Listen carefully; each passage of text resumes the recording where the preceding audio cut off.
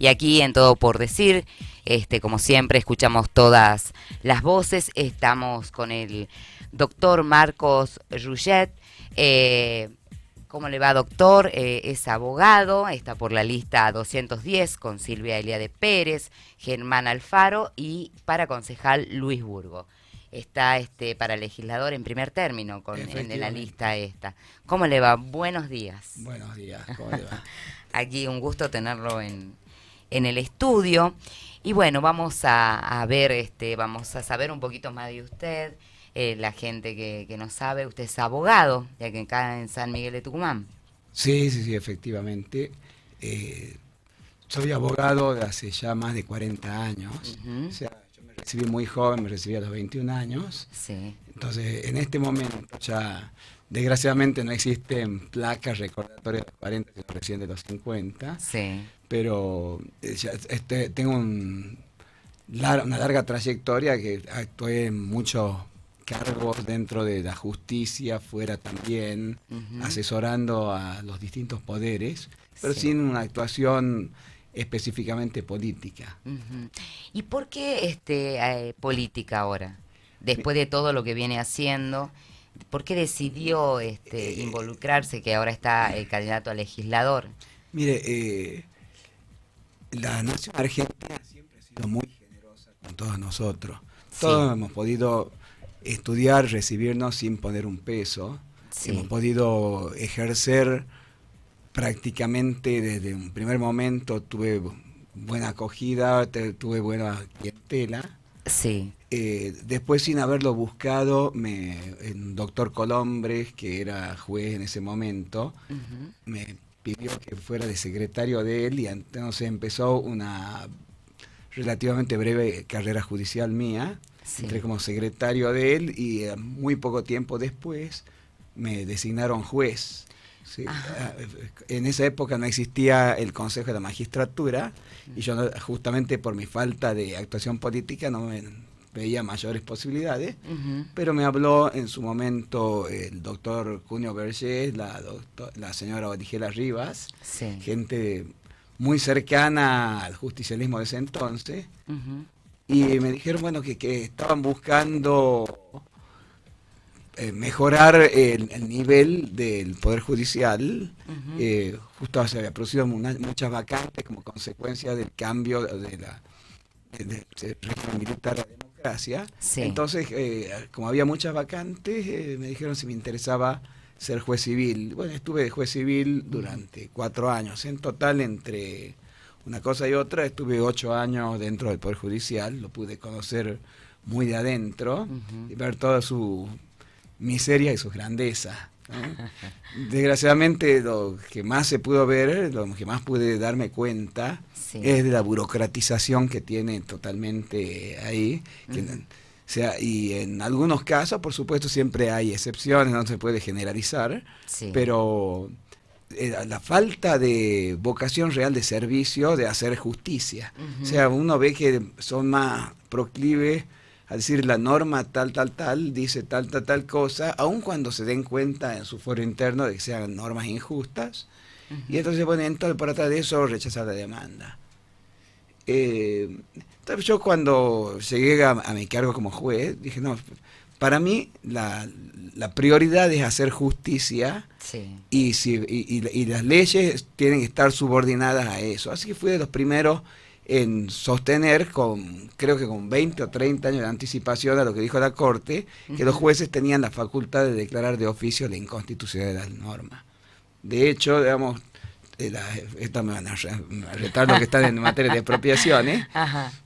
Fui de los primeros también en decir que era inconstitucional que la municipalidad dijera, bueno, esta parte de tu propiedad la tenés que hacer para atrás porque quiero más vereda. Dice, no, si vos querés hacer más vereda, tenés que pagar de expropiación. Sí.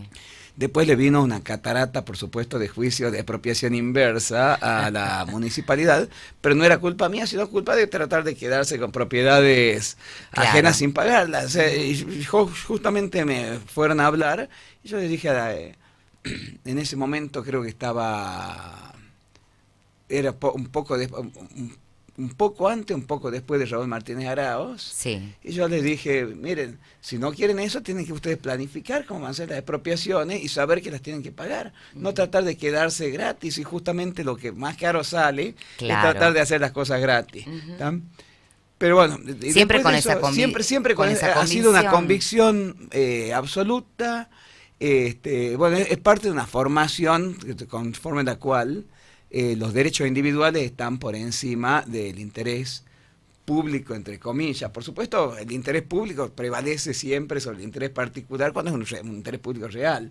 Pero acá prácticamente cualquier cosa se llama interés público. Sí. Vemos, por ejemplo, que el Tribunal de Cuentas, organismo con el cual tengo alguna disidencia, porque justamente yo fui abogado del contador Belomío en un tema que tenía con el Tribunal de Cuentas. Vemos, por ejemplo, que a una buena señora le sacaron su casa porque decían que era de interés público que los miembros del Tribunal de Cuentas tuvieran donde estacionar.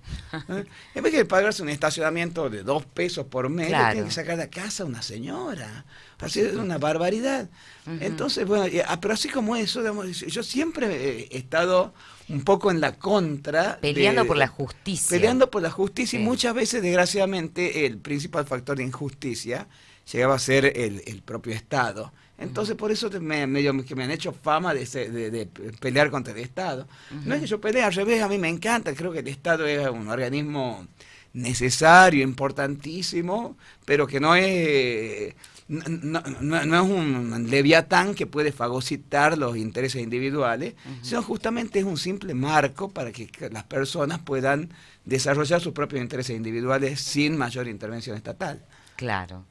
Claro, la verdad que, bueno, peleador de la justicia. Un peleador de la justicia, tal cual. De hecho, tan peleador que en este momento se estudia en las universidades de todo el país, como precedente del planteo de denegación de justicia ante la Corte de la Nación, el caso Rugés Marcos Aníbal contra la provincia de Tucumán, que soy yo justamente. Está publicado, tiene artículos comentándolo, porque era un caso del cual me estaban debiendo plata de la provincia, porque no se había respetado la intangibilidad de la remuneración de los jueces. Y empezaron todos a pasarse la pelota, ninguno quería resolver, entonces todos se excusaban diciendo que tenían interés en que yo le gane el juicio, porque si mi precedente prosperaba, también ellos se veían beneficiados. Pero tan estar interesado en que yo lo gane, no lo ganaba, porque no tenía quien me lo pudiera resolver. Entonces, después de estudiar un tema, digo, esto no puede ser, porque si no, con la cantidad de jueces que hay, hasta que terminen de excusarse todos los jueces y empiece a entrar en la lista de conjueces, voy a tener 100 años. Claro. Entonces lo estudié el tema, me fui a la Corte de la Nación y dije, acá yo tengo un derecho constitucional a recurrir a la justicia. Y ese derecho constitucional no me puede ser denegado por el hecho de que no tenga una reglamentación procesal de cómo hacer para constituirme un tribunal que me juzgue el caso. Y con el voto de los 9 miembros que eran en ese momento, me hicieron lugar por unanimidad. Inclusive lo condenaron a todos los jueces que habían intervenido con costas que después nunca les cobré, ¿no? Y dijeron que eso, lo que estaban haciendo conmigo, implicaba denegación de justicia, ¿no? Así que de ahí en adelante, digamos, he peleado siempre contra la injusticia que veo que se cometen continuamente, tanto en tribunales como fuera, por supuesto. Buenísimo. Bueno, y ahora, como le decía, ¿por qué ahora en la política? ¿Por qué decidió Siempre existió, digamos, una cierta insatisfacción mía en cuanto a mi inserción en la política, porque no me veía representado, sinceramente, por ninguno de los partidos existentes. Tanto me veía representado que con Cambiemos tuve también serias diferencias por el tema de del tratamiento de toda la problemática del aborto. O sea, me puse totalmente en contra, y ahí justamente vi que la senadora Eliade Pérez también se había puesto en la contra. Me cayó simpático el gesto, pero no al punto tal de decidir entrar en política. Ahora, cuando este cliente mío, Velo Mío, que lo tenía por el tema este que le estaba comentando, Sí. hizo un acuerdo con la senadora para ir. Le comenté, mira, me parece bárbaro, creo que sería un buen momento para empezar una actividad política. Y él dice, mira, mira, tan buen momento es para vos que yo en este momento no me quiero presentar, ahora me quiero preservar, así que te ofrezco que venga de candidata en primer lugar, en primer término. Para legislador. Para legislador. O sea que, en definitiva, lo que lo unió a Silvia Elías Pérez es específicamente el tema del aborto. Me unió eso y también, digamos, una serie de actitudes que le vi. O sea, que vi que una actitud de independencia frente al verticalismo partidista, que siempre he considerado que era una de las características que tenía también el Contor Velo Mío previamente, con el cual yo era abogado y asesor también, digamos, de mantener una independencia razonable, partidaria, partiendo de la base que es muy similar a la postura mía en ese sentido, de que siempre están por encima la conciencia de uno acerca de lo que está bien y lo que está mal, por encima de todo el resto de las otras consideraciones, tanto de tipo partidario como legal como demás, porque creo que todas estas cosas son instrumentos que cuando terminan avasallando al individuo pasan a ser contraproducentes. ¿Tam? Sí, entiendo. ¿Y cuáles son sus propuestas? ¿Qué es lo que tiene pensado hacer a partir del 10 de junio que sea electo? Bueno, hay que hablar siempre en positivo. Sí, en positivo. Lo primero que tengo que hacer es respirar aliviado y festejar, porque sería una hazaña compartida por mí, por todo el grupo de Velo Mío y por todo el grupo del concejal Burgos también, porque estamos peleando como Goliat, como David contra Goliat, ¿cierto? Porque vemos los recursos que se están poniendo en juego en este momento y realmente me parecen, hasta le diría, obscenos. O sea, alguien que está gastando, por ejemplo, 50, 60 millones de pesos supuestamente propios, o son propios, y está pensando cómo va a recuperar toda esa inversión a lo largo de 4 años, y uno no se le ocurre mucha forma de recuperarlo lícitamente, ¿no es cierto? O no son propios y se están malversando dineros públicos. O sea que tanto en un caso como en el otro, todas estas campañas monstruosas con despliegues publicitarios, despliegues de inversión, de movilización de gente y demás, me producen más bien desconfianza y voluntariamente, y aparte por supuesto también por falta de recursos suficientes para pelear contra organismos estatales, ¿no es cierto? Yo hice una campaña bastante austera, por supuesto siempre haciéndome conocer, pero manteniendo un perfil moderado, como creo que tiene que ser el Estado, porque si hay alguien que quiere beneficiar a la gente, en vez de gastar 50 millones en una campaña, gaste 50 millones en toda esta gente que necesita, que le va a agradecer mucho más, le va a votar mucho más que si aparece con un montón de carteles y un montón de jingles. No, entonces vos decís que ¿por qué semejante dispendio de dinero que hacen? Si no es porque están diciendo, bueno, es un negocio en el cual este costo es menor al beneficio que me resulta en el futuro. Entonces a mí eso me aterra. O sea, si yo viera que dentro de mi propio grupo se gasta tanta plata, diría, no, espera, no hagamos eso. Tan es así que tengo una anécdota. Íbamos a hacer por ahí un acto, habíamos comprado toda comida y demás. Y después al final se suspendió por motivos X y quedó todo.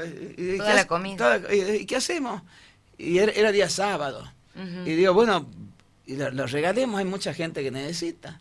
Claro. Y empezamos a buscar y todos estaban cerrados, salvo Copa de Leche en Yerbabuena. Y me dicen, pero eso no nos van a votar. Y dije, bueno, no importa.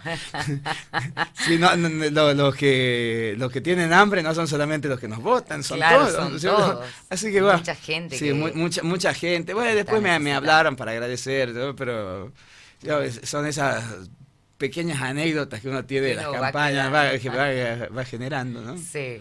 ¿Y del gobierno nacional, qué es lo que opina? El gobierno nacional para mí ha tenido unas cuantas cosas positivas en cuanto al ordenamiento del manejo del Estado, pero muchísimas cosas negativas. Creo que no supo entender el mensaje que le estaban dando las urnas cuando lo eligieron. Es decir, no le eligieron a él porque él era Macri, ni siquiera porque tenía el asesoramiento de Durán Barba o de quien fuera, Sí. sino porque el pueblo quería terminar un sistema que se estaba volviéndose asfixiante en cuanto a presión impositiva. Usted sabe que los recursos del Estado son básicamente tres. Sí. Uno es el ingreso por impuestos, otro el endeudamiento externo, Sí. y el tercero es la emisión que genera inflación.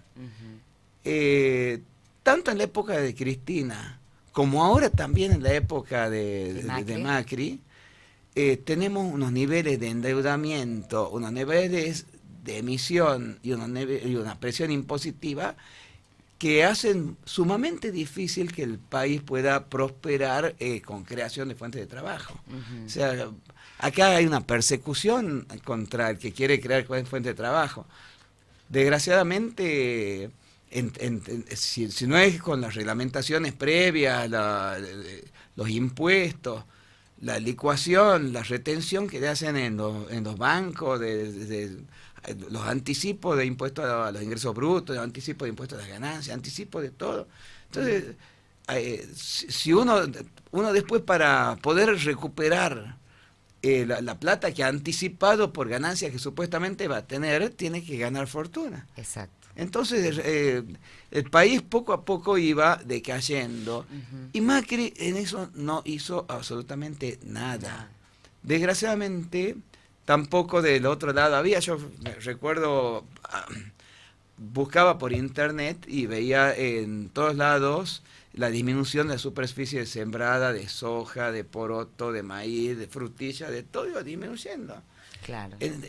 No, así el país no puede salir adelante. Y con Macri tampoco puede salir adelante así. Ahora, Macri está buscando nuevas alternativas, cambiar de política económica, y creo que Cristina también. Pues, sé que Alberto Fernández había tratado de reunirse con algunos economistas más ortodoxos que los que normalmente tienen. Sí. Pero así, digamos, en el orden nacional, ni uno ni otro me parecen que sean así. Lo termina de convencer. Me terminan de convencer. Por supuesto, yo siempre pongo el ejemplo, digamos, cuando uno va a una casa que venden sándwiches de milanesa y tenemos más sándwiches de milanesa y hamburguesa. Ajá. Y uno puede decir, bueno, yo quiero, qué sé yo, pavito. Y decir, no, mira, No, esto es lo acá que no. hay. Claro. Entonces ahí uno va a tener que elegir, ¿no? Sí. Y entonces, por más que ninguno de los dos responda a lo que uno quiere, uno tiene que decidir entre lo posible. Entre lo Claro. que sea mejor, digamos. Totalmente. A ver, y con respecto a su posición como legislador, futuro legislador, ¿qué haría con el tema seguridad? ¿Qué leyes apoyaría o qué es lo que haría usted para mejorar esto, que es lo que está influyendo mucho? Bueno, la inseguridad en gran medida está generada también por la ineficiencia judicial. O sea, se habla, digamos, de la puerta giratoria, que entran por un lado y salen por el otro. Exacto. Al mismo tiempo, que que yo lo he visto de adentro, palpado ahí en tribunales. Evidentemente se ha burocratizado también eso. Ahora hubo algunos experimentos en otras provincias que han sido muy exitosos con relación a los casos de flagrancia, que se llaman ley de flagrancia. Y en los casos de flagrancia salen condenados en menos de una semana. ¿No?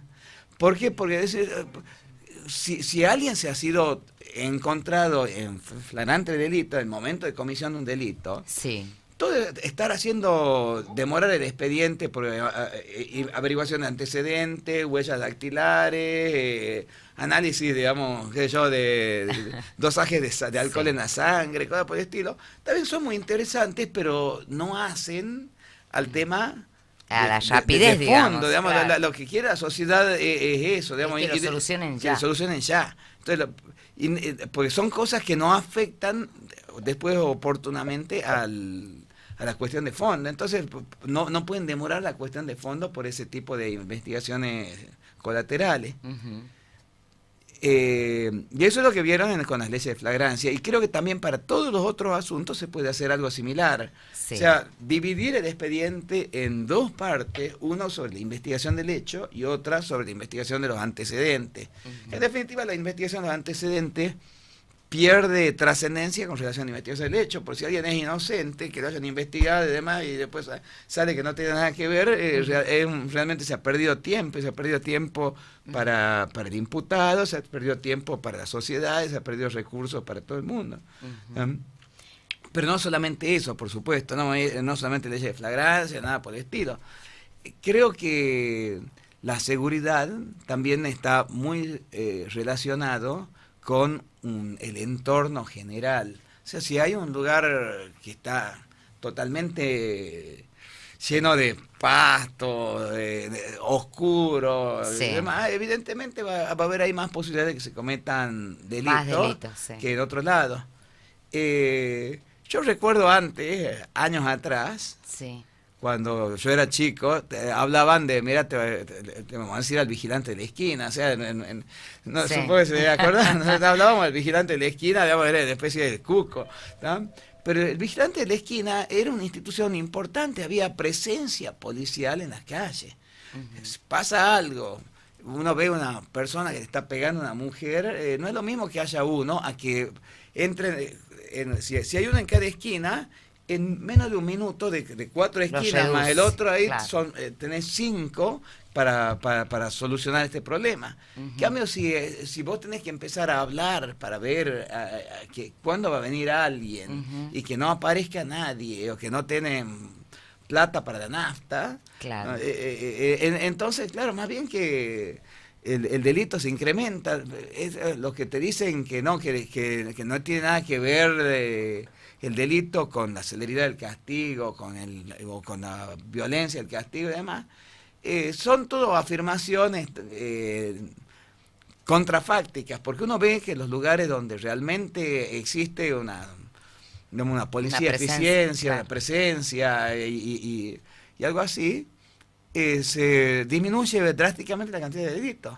Por supuesto, otra cosa que se puede hacer es evitar las situaciones de pobreza extrema, las situaciones que están generando todas estas situaciones de conflicto, estas tensiones, y eso desgraciadamente también pasa por el propio Estado. Ujú. El propio Estado está asfixiando a la economía, y al no haber economía, la gente lo único que le queda, si no tiene la posibilidad de ganar la plata mediante una transacción, mediante Un venta de bienes y servicios, negocio, un trabajo, claro. o sea, básicamente venta de bienes o venta de servicios, ¿no es cierto? Ujú.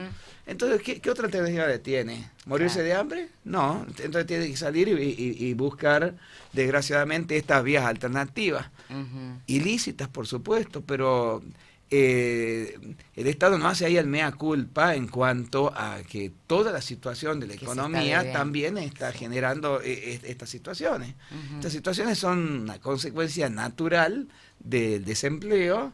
Yo recuerdo años atrás también, a las 6 de la mañana sentía la sirena, Sí. se despertaba de ahí y empezaba a movilizarse todo el mundo a trabajar. Ujú. Había capaz que un desempleo, una desocupación, un 5, 6, no sé cuánto sería por ciento, ya era Claro. chico, así que no puedo saber, pero era una cosa totalmente distinta. Ahora, por supuesto, la sirena no se siente, no hay No sé, sirena, no hay nada. no hay nada, y vos ves un montón de gente desempleada. Ujú. Así que con esa forma, y eso a su vez va generando una especie de círculo vicioso, porque al no tener trabajo Recursos, y claro. recursos, Aparte, también tienen que empezar a pedir ayuda estatal.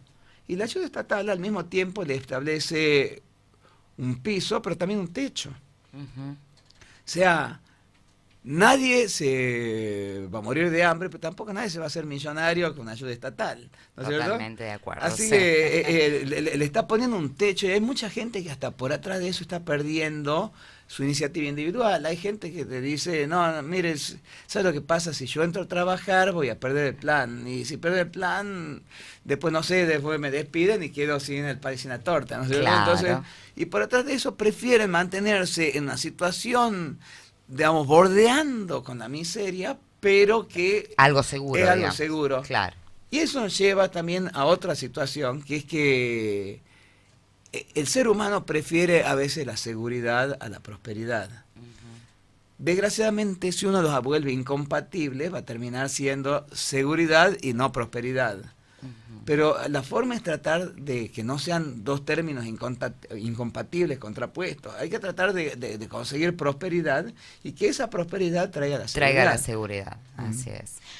Bueno, doctor, vamos a una pequeña pausa y seguimos con más preguntas y con Bueno, sus propuestas. bueno, perfecto. Seguimos aquí en Todo por Decir, escuchando todas las voces. En este caso estamos con el doctor Marco Yujet, de la lista 212, que está con... 210, por favor. Perdón, 210, perdón. A ver si 12, tenemos una avalancha de 210, votos de 210, 212. por favor. 210, perdón. Que está con Silvia Elías de Pérez, está con Germán Alfaro, está para aconsejar Luis Burgos. Usted está en candidato para legislador para primer lugar. Exactamente. Así que bueno, y seguimos con la entrevista que estábamos haciendo. Vamos a hacer otras preguntitas. Me informé sobre usted y quiero saber del tema del aborto. ¿Cuál es su lucha y qué es lo que está haciendo? Bueno, tengo entendido que tiene muchos seguidores por sí, este tema. Sí. Bueno, mi lucha viene también por una cuestión, una vivencia personal. Yo cuando era recién padre primerizo... ¿Cuántos niños tiene? Tengo dos. Pero cuando era padre primerizo pude ver chicos recién nacidos en neonatología que pesaban 1 kilo, un poco más, un poco menos, Sí. de tamaño así, que tenían los pies del tamaño de mi dedo, y luchando por sus vidas, a veces ganaban, a veces perdían. Y yo he podido ver, digamos, no es que nadie me lo ha comentado, ni que he visto ningún video, ni nada por el estilo, lo que es esa persona que está, que después venga alguien y diga, no, eso no son personas, eso son células, o eso no tienen derecho a nada, que eso se lo puede sacrificar, se lo puede cortar en pedacitos. ¿Usted sabe cómo se hace estos casos? El aborto normalmente cuando ya tienen una cierta edad, pero una cierta edad mínima, digamos, pues son así chiquititos. Sí. Primero con una pinza le sacan un brazo. ¿Por qué? Porque el bebé está en una posición fetal que no les permite llegar al cuello. Entonces lo primero que hacen es cortarle el brazo. Cuando el bebé se revuelve, consiguen llegar hasta la garganta y le cortan la garganta. Si alguien me dice que eso es un derecho humano, está totalmente equivocado. Eso no es un derecho humano, eso es un asesinato, es un homicidio, y es un homicidio con alevosía, con ensañamiento, sin posibilidad de defenderse, de un ser humano que es tan ser humano como hemos sido todos. Salvo que uno que piense que hemos venido de las cigüeñas, todos sabemos que lo que tenemos, lo que tienen las mujeres, por supuesto, en la panza, es un bebé, es un bebé. Sea del tamaño que sea, digamos, es como pensar que los seres humanos no hemos nacido de la panza de las madres, sino de otro lado. O sea, es una visión mágica y una especie de negacionismo. O sea, en el abortismo hay mucho de negación. O sea, hay negación de una realidad que es tangible y por eso no quieren ni siquiera que se vea filmaciones, fotos de bebés abortados, nada. ¿Por qué? Porque quieren que la gente no sepa realmente de qué es lo que está hablando. Usted sabe cuando en un casino van a jugar a la ruleta, lo primero que hace el casino que es cambiarle la plata por fichita. Entonces ya lo que uno está pensando es que ha ganado o perdido ficha y no que ha ganado o perdido plata. O sea, le cambian el eje digamos, de la percepción y hacen que la gente empiece a pensar que lo que estás haciendo es jugando. No está jugando, se está jugando el patrimonio, se está jugando la vida. A ver, gente que después cuando se entera de lo que ha hecho, se pega un tiro, ¿cierto? Sí. Es decir, ¿pero por qué? Porque hay gente que son muy especializados en cambiar digamos, el foco de la discusión y convertirla como si esto fuera una discusión en el aire, de papeles y demás. No fuera sangre, no fuera miembros descoyuntados, evisceraciones, no fuera masacre. Claro. Y le están hablando, a mí me ha pasado siendo juez Sí. de querer ir a hacer inspecciones oculares para ver de qué es lo que estábamos hablando, porque uno tiene la mala tendencia por ahí en tribunales de pensar que la vida es el expediente que uno está leyendo, y no es así. La vida es otra cosa totalmente distinta. Entonces, cuando uno le intelectualiza la discusión, uno ve intelectuales hablando de esto, que el derecho de decidir, Sí.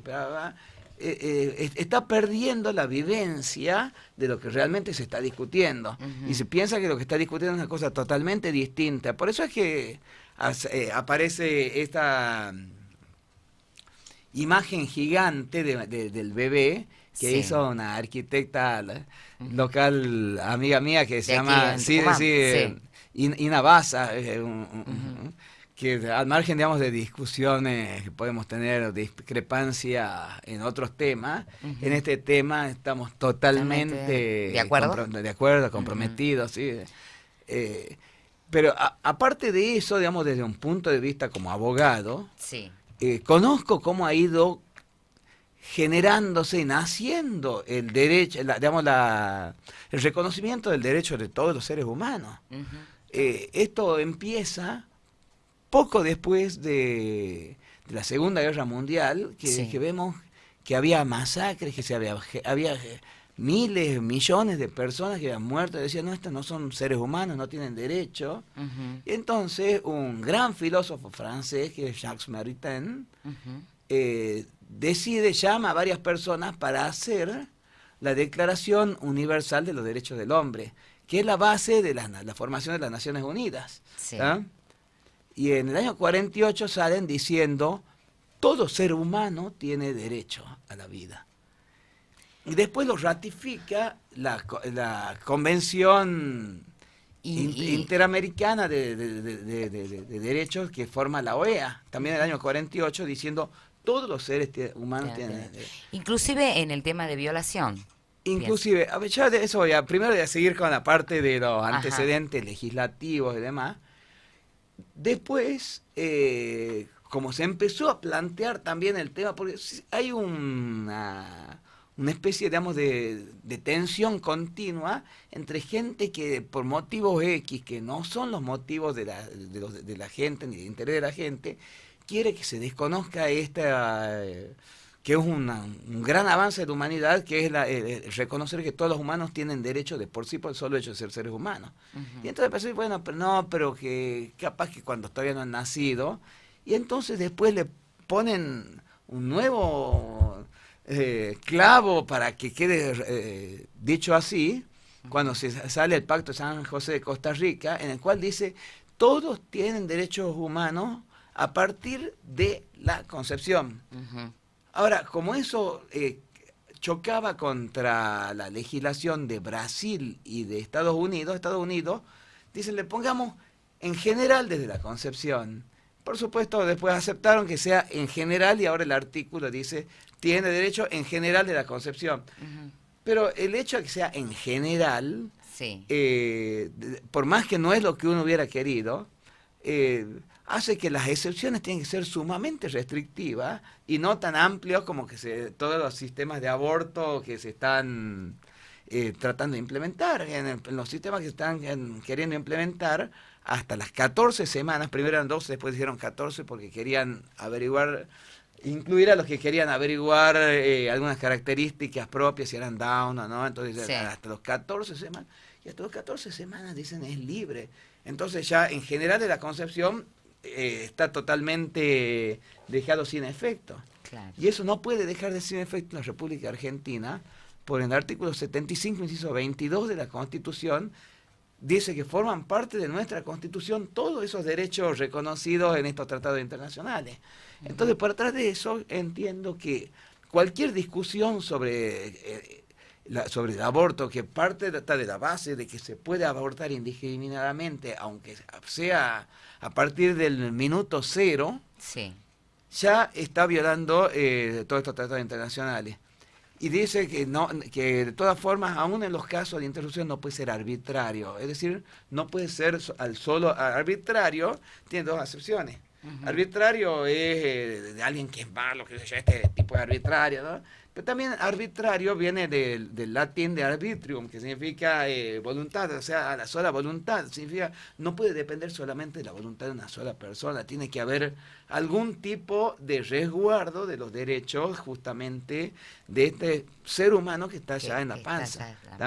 Por eso es que soy, desde el punto de vista, digamos, tanto vivencial como jurídico, claro, contrario a toda esta legislación sobre el aborto.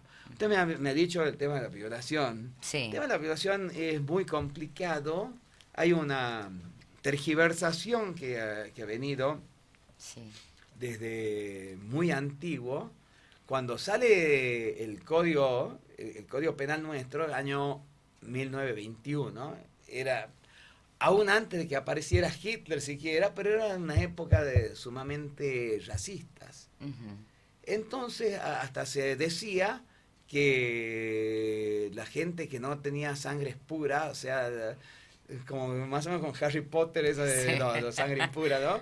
Pero que los mestizos, te distinguían el mestizo, del sambo y de varios otros tipos de mezclas raciales, cuando en realidad todos somos mezclas raciales, no hay nadie que no sea, ¿tá?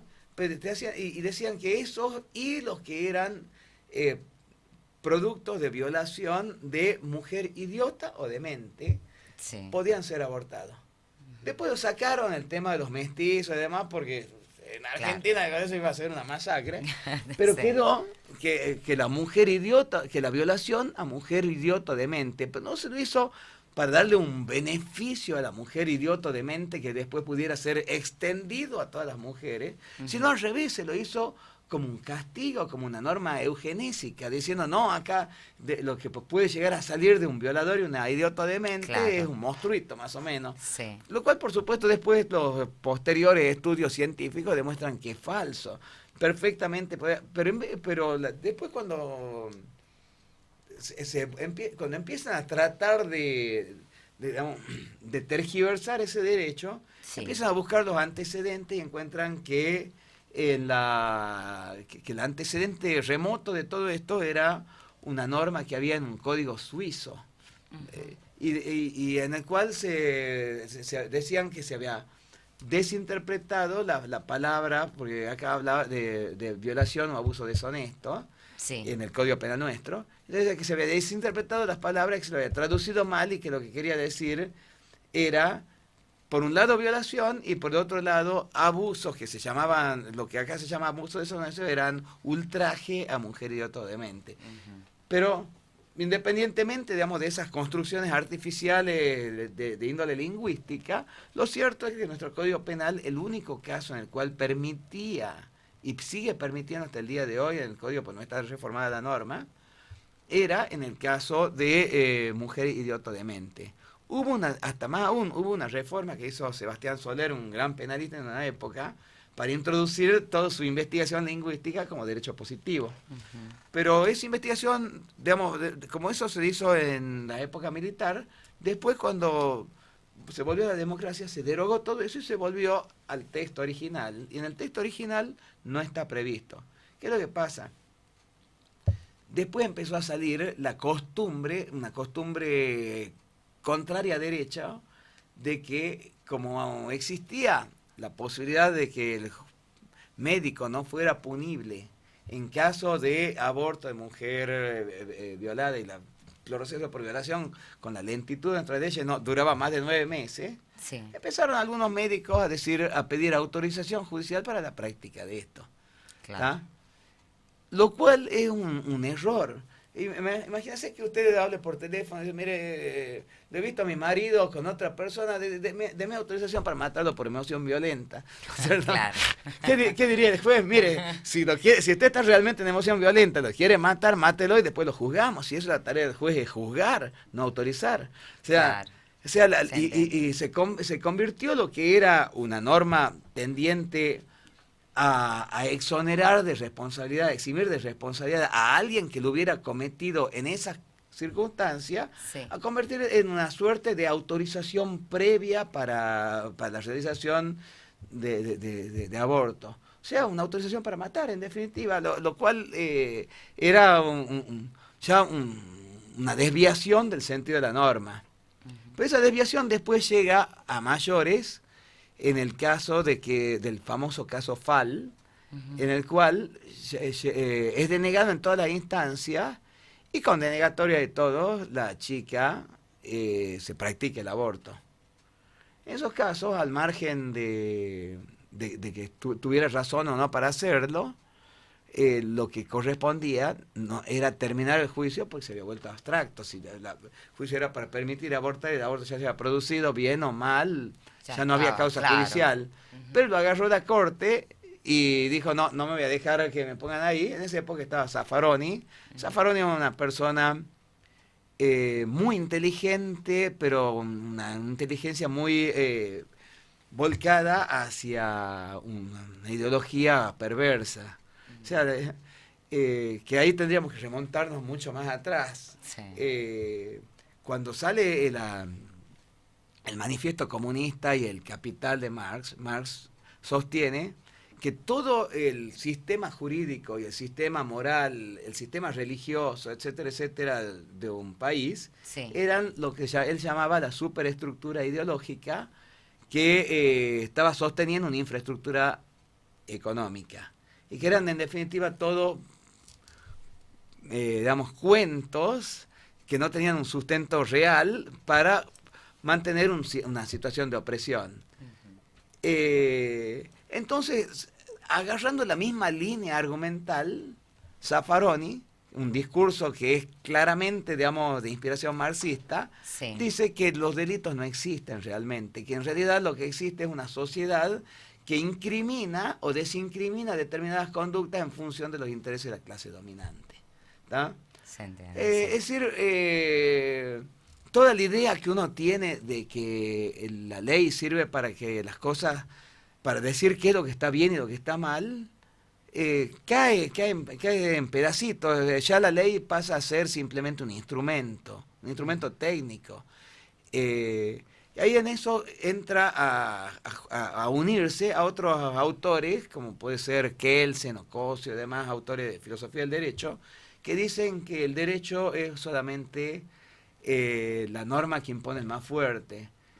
Y bueno, yo personalmente estoy en discrepancia con todo eso. Yo pienso que el derecho es justamente la fuerza de los débiles contra los fuertes. Ajá. O sea, el fuerte no necesita el derecho, el fuerte necesita la fuerza. El débil sí. El débil necesita el derecho. Y eso desgraciadamente es lo que no entienden en general los jueces, no entienden en general los autores. Y desgraciadamente tampoco entiende muchas veces la propia gente perjudicada por la fuerza, que no ve que lo que tiene que hacer es pelear y propiciar un Estado de Derecho, porque un Estado de Derecho al que beneficia justamente al débil, al más débil. Pero cuando no hay un Estado no está pasando, desgraciadamente, al no haber un Estado de Derecho, lo que hay es la ley del más fuerte. Y el más fuerte puede ser o tanto una persona que tiene acumulados muchos recursos económicos, o una persona que puede manejar muchos recursos humanos también, puede hacer una movilización, incendiar autos, lo que sea. O sea, tanto de un lado como del otro, son las manifestaciones, digamos, de la ley del más fuerte en contra del Estado de Derecho. Y bueno, y creo que justamente uno de los grandes problemas que tiene Argentina es ese. Claro. O sea, si suponete, nos hagamos un ejemplo intelectual de que uno saca la lotería de 10 millones de dólares, ¿va a poner una empresa acá en Argentina? Se van. o se va a ir. ¿Quién, el que diga que va a poner la plata para que les vengan las inspecciones de la FIP, le vengan Sí. se va totalmente de la Argentina, no, se va. Desgraciadamente, digamos, Eso es lo si que uno está tiene que pasando. ser sincero, estamos haciendo un sistema en el cual no podemos pedir a otros Sí, que hagan lo que nosotros mismos no haríamos en la misma situación. claro. Entonces lo que está haciendo es que va quedando cada vez menos gente con posibilidades e incentivos para producir y más gente que no sabe de dónde sacar, que no sea sacándole al vecino. ¿Tá? Así es. Doctor, la verdad que con todo lo que con lo que explicó, se explayó todo, creo que a la gente le quedó claro quién es usted y por qué deben votarlo. Con todo lo que contó sobre sus pensamientos, sobre el aborto y todo lo demás. Sí. Y bueno, ahora lo que me queda es preguntarle, hacer el ping-pong de preguntas sí, así, sí. rapidito. Me parece Espero que se bárbaro. haya sentido Me cómodo. encanta, digamos, de hecho... Ujú. ¿Podría venir después otro día a otro programa a hablar específicamente de todos estos temas de Sí, sí, sí, leyes? por supuesto. Pero bueno, a mí me encanta, digamos, justamente una de las cosas que me caracterizaba a mí cuando estaba de juez, Sí, es que me preguntaban, doctor, ¿qué escritos recibimos? Porque por ahí venían sin firma, sin algún requisito, sin sí, bono. Yo digo, no, ustedes reciban todo. Porque si no, un empleado demostrador que estaba diciendo, no, usted no puede presentar este escrito, sí. está impidiendo el ejercicio de un derecho constitucional que es de petición a las autoridades.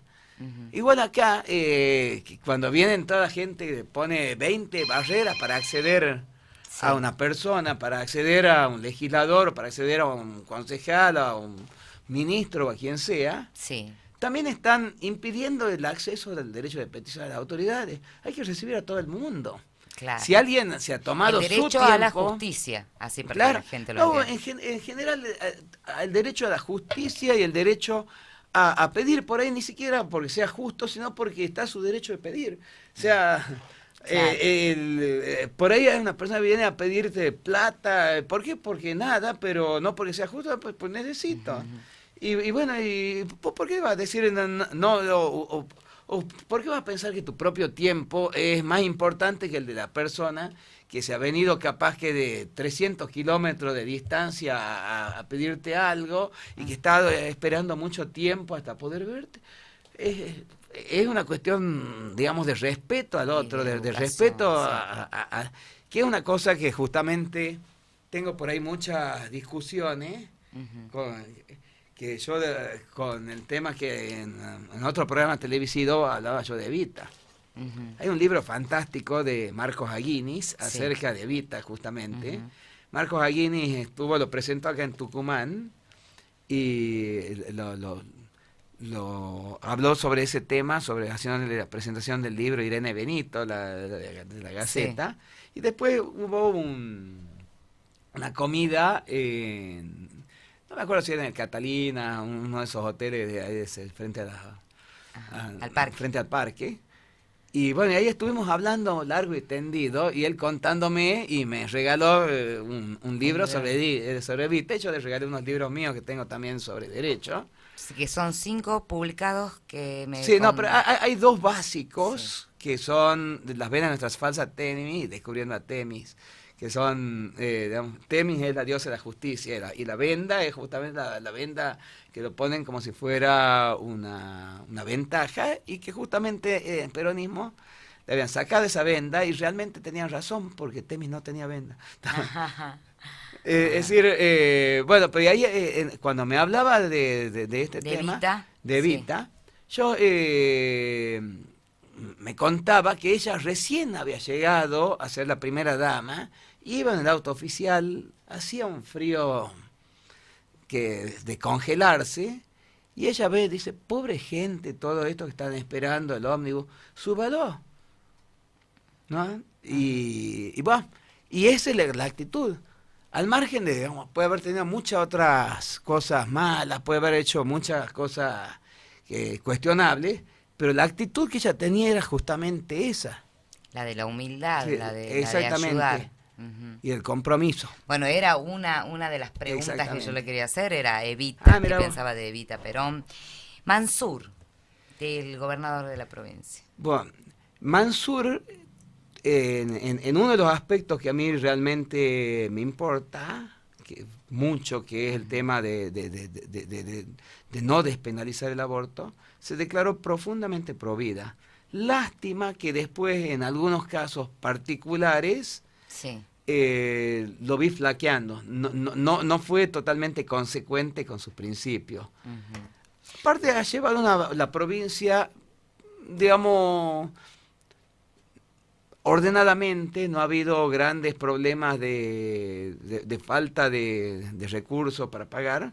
También en cierta forma ayudado por el gobierno nacional, que ha sido bastante generoso en materia de reconocimiento de la coparticipación, pero no ha hecho un gobierno que uno pueda decir Desastre. un desastre. Sí. ¿No? Tampoco es el gobierno que uno querría, tampoco uno ve que haya habido una explosión de actividad, de crecimiento, pero creo que en general, Está bien, digamos. sí. Cristina Kirchner. Bueno, Cristina Kirchner, también yo tengo eh, sentimientos bivalentes con Cristina Kirchner. Cristina Kirchner, primero, a diferencia de lo que muchas personas dicen, es brillante.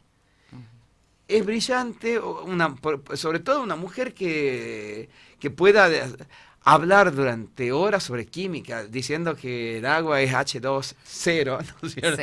Sí. Y que pueda hablar en una universidad norteamericana acerca de la historia de Estados Unidos, hablando de que Washington venció a Lee cuando hay un siglo de diferencia, de Sí. uno es de la independencia y el otro de la guerra de secesión.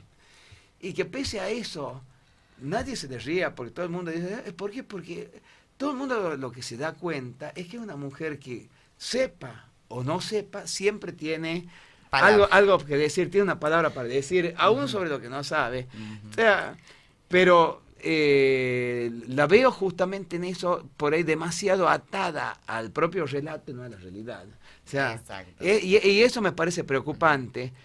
Que también lo he visto en cierta forma a Macri en lo mismo, digamos, atado a su propio relato y no a la realidad. O sea, creo que el gran problema de los gobernantes, sobre todo a ese nivel nacional, Sí. es que se olvidan que la gente no vive de relatos, sino vive de realidades. O sea, están hablando para que dentro de 100 años la gente diga, mire, era tan bueno, comprándose el relato, mientras tanto el futuro se comprará o no el relato, pero mientras tanto nosotros vivimos la realidad. Y ambas realidades no han sido buenas. Ninguna de las dos realidades ha sido buena. Yo creo que es necesario una alternativa superadora. Alfaro. Alfaro, Para usted. Sí. Bueno, yo estoy acoplado con Alfaro. Sí. Alfaro ha sido en su momento beneficiario de justamente Gobierno nacional. no, y también del anterior intendente de Amaya y de Belomío. Y después estuvo a la altura de las expectativas, pero no conozco realmente si ha tenido los recursos suficientes o no, porque veo que hay varias obras que faltaron por hacer, pero para poder hablar sobre si podría haber hecho más o no, tendría que estar más íncito dentro, digamos, de lo que es la problemática municipal, que en este momento no lo estoy. Bien, y ya hablamos de Silvia Elías de Pérez. Silvia Elías de Pérez, ya he hablado sobre ella. Me parece, aparte, como mujer, una mujer muy cordial, en el sentido, digamos, originario del término, cordial de corazón. Sí. Justamente, es una mujer muy, digamos, muy apegada a los sentimientos. ¿Se acuerda cuando su primera postura eran todos corazoncitos? ¿Se acuerda la primera publicidad? Pero aparte le he visto también serena y firme al momento de tener que tomar decisiones drásticas, inclusive de cortar con su propio partido, inclusive digamos de cortar con lo que era su camino fácil. Yo creo que cuando uno sale de la zona de confort, exactamente, es muy respetable justamente por ese hecho. Porque alguien que sale de la zona de confort es porque está buscando superarse. Y alguien que está buscando superarse merece todo mi apoyo y toda mi admiración. Perfecto, doctor. Bueno, esto entonces ha sido la entrevista para el doctor Marcos Rullet. Bueno, vamos a ver, ¿por qué la gente lo tendría que votar entonces? Como último para cerrar esta entrevista. Bueno, creo que dentro de las distintas opciones que hay, sí, soy el único que ideológica y filosóficamente es paradójicamente contraria al Estado. O sea, contraria al Estado y a favor del individuo. O sea, que el Estado tiene que ser muy, muy fuerte en las cuestiones en las cuales la gente realmente quiere que sea fuerte, que es seguridad, salubridad, higiene, economía, pero economía en el sentido, digamos, del establecimiento de reglas, más que en el sentido de manejar la economía. Pues el Estado, desgraciadamente, cuando trata de manejar la economía, como no es plata de él, y cuando pierden todo, y cuando gana él, sí. no es normalmente un buen administrador. Y establecimiento de reglas claras y pocas, y sobre todo hacer más eficiente también el gasto social. El gasto social, si uno ve la cantidad de presupuesto que se destina al gasto social y lo que llega realmente a la gente, se da cuenta que hay un desfasaje. ¿Sí? ¿Qué ha pasado con la plata del camino?